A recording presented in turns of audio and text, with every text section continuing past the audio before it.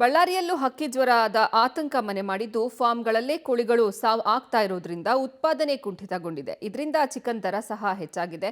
ಈ ಕುರಿತು ನಮ್ಮ ಬಳ್ಳಾರಿ ಪ್ರತಿನಿಧಿ ಅಮರೇಶ್ ನೀಡಿರುವ ಪ್ರತ್ಯಕ್ಷ ವರದಿ ಇಲ್ಲಿದೆ. ಬಳ್ಳಾರಿ ಸೇರಿದಂತೆ ರಾಜ್ಯದ ಹಲವು ಜಿಲ್ಲೆಗಳಲ್ಲಿ ಹಕ್ಕಿ ಜ್ವರ ತಾಂಡವವಾಡ್ತಾ ಇದೆ. ಇದರಿಂದಾಗಿ ಅಂದರೆ ಕೋಳಿ ತಿನ್ನುವಂಥ ಗ್ರಾಹಕರ ಸಂಖ್ಯೆ ಕಡಿಮೆ ಆಗಿದೆ. ಮತ್ತೊಂದು ಕಡೆಗೆ ಚಿಕನ್ ಖರೀದಿ ಮಾಡಿ ಮನೆಗೆ ತೆಗೆದುಕೊಂಡೋಗಿ ತಿನ್ನಲಿಕ್ಕೂ ಸಹಿತ ಜನ ಹಿಂದೇಟು ಹಾಕುವಂಥ ಪರಿಸ್ಥಿತಿ ನಿರ್ಮಾಣವಾಗಿದೆ.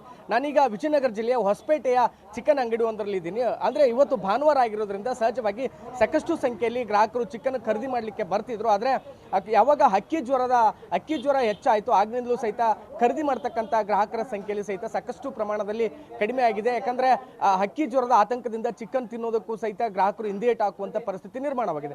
ಯಾಕಂದ್ರೆ ಕಳೆದ ಈಗಾಗಲೇ ಒಂದು ವಾರದಿಂದಲೂ ಸಹಿತ ರಾಜ್ಯದ ಹಲವು ಕಡೆಗಳಲ್ಲಿ ಹಕ್ಕಿ ಜ್ವರ ಕಾಣಿಸಿಕೊಂಡಿದ್ರಿಂದಾಗಿ ಕೋಳಿಗಳು ಸಹಿತ ಸಾಕಷ್ಟು ಸಂಖ್ಯೆಯಲ್ಲಿ ಸಾವಿಗೀಡಾಗ್ತಾ ಇದೆ. ಇದರಿಂದಾಗಿ ಕೋಳಿಗಳ ಅಂದ್ರೆ ಎಲ್ಲಿ ಚಿಕನ್ ಅಂಗಡಿಗಳಲ್ಲಿ ಕೋಳಿಗಳನ್ನ ಸರಬರಾಜು ಮಾಡ್ತಕ್ಕಂಥ ಸಂಖ್ಯೆಯಲ್ಲೂ ಕೂಡ ಸಾಕಷ್ಟು ಗಣನೀಯವಾಗಿ ಕಡಿಮೆ ಆಗಿರುವಂತದ್ದು. ಇದೆಲ್ಲದೂ ಕೂಡ ಗ್ರಾಹಕರ ಮೇಲೆ ಹೊರೆ ಆಗುತ್ತೆ. ಮತ್ತೊಂದು ಕಡೆಗೆ ಕೋಳಿ ಉತ್ಪಾದನೆ ಮೇಲೂ ಕೂಡ ದೊಡ್ಡ ಮಟ್ಟದ ಪರಿಣಾಮ ಬೀರುತ್ತೆ ಅನ್ನುವಂಥ ಆತಂಕವನ್ನು ಕೂಡ ವ್ಯಕ್ತಪಡಿಸ್ತಾ ಇದ್ದಾರೆ. ಕ್ಯಾಮರಾಮನ್ ಚೇತನ್ ಕುಮಾರ್ ಜೊತೆ ಅಮರೀಶ್ ಅಲ್ಕಹೊಮಿನ ಪಬ್ಲಿಕ್ ಟಿವಿ ಹೊಸಪೇಟೆ.